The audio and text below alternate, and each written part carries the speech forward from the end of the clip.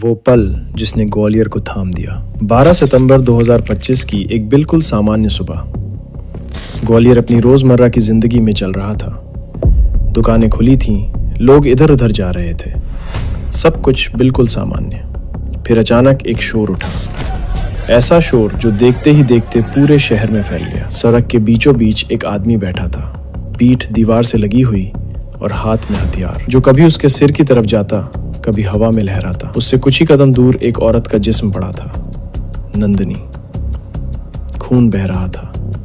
लोग डर डर कर खड़े थे, मगर कोई आगे बढ़ने की हिम्मत नहीं कर रहा था। लेकिन हर किसी के हाथ में मोबाइल था और सब एक दूसरे को धक्का देकर यही दृश्य रिकॉर्ड कर रहे थे।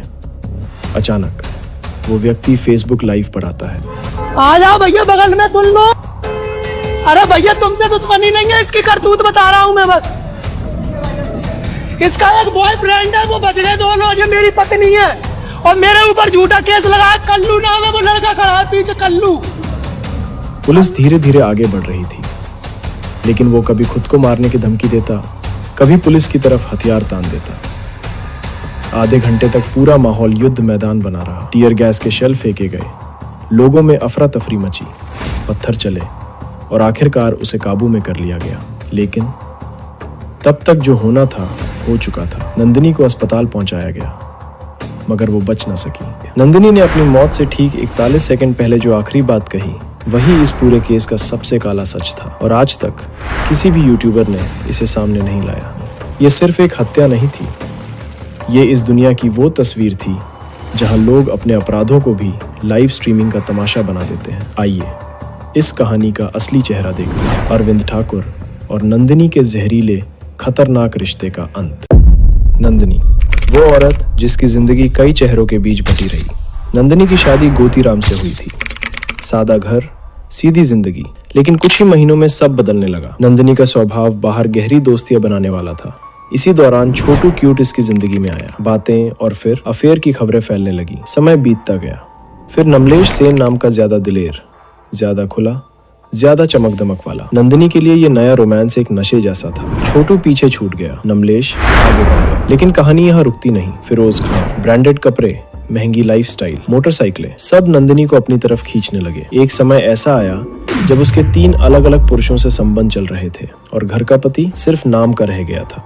कहानी का पहला खूनी मोड़। जब नमलेश को नंदिनी के दूसरे संबंधों का पता चला, टकराव शुरू हुआ।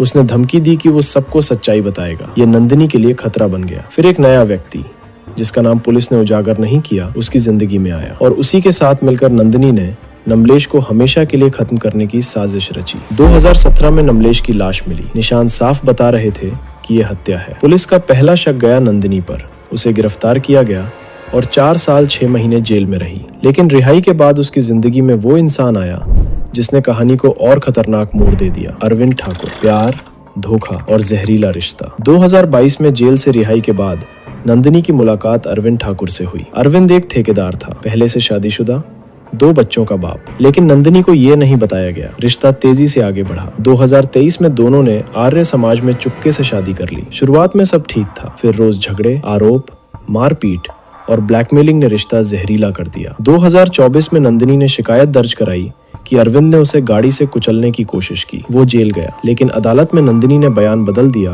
और वो छूट गया। फिर नंदिनी ने कहा, पहली बीवी को छोड़ो और संपत्ति मेरे नाम करो। इसी बीच अरविंद के करीब एक लड़की पूजा आ गई। उधर नंदिनी ने भी अंकुश और कालू से नए संबंध बना लिए। अब ये रिश्ता प्यार नहीं, एक जंग बन चुका था। 12 सितंबर 2025 वो दिन नंदिनी और अंकुश साइबर सेल में शिकायत दर्ज कर बाहर निकले कि अरविंद उनकी निजी तस्वीरें फैलाता है। जैसे ही दोनों ऑटो में बैठे, रूप सिंह स्टेडियम रोड के पास अरविंद पहले से घात लगाए खड़ा था। नंदिनी को देखते ही उसने एक के बाद एक गोलियां चलाई। 5 फायर। 4 गोलियां नंदिनी को लगी। वो मौके पर ही गिर पड़ी। अंकुश घबराकर भाग गया। अरविंद वहीं खड़ा रहा, एक हाथ में कट्टा, दूसरे में मोबाइल। और फिर फेसबुक लाइव पर आकर अपने गुस्से, अपनी कहानी और अपनी सच्चाई का शोर मचाने लगा। लेकिन असली सच्चाई वो हमेशा जांच के बाद ही सामने आती है। उस समय हर इंसान अपनी गलती को दूसरे का अपराध बनाकर प्रस्तुत करता है। इस कहानी का जहर सिर्फ एक कातिल नहीं, ये मोहब्बत की कहानी नहीं थी।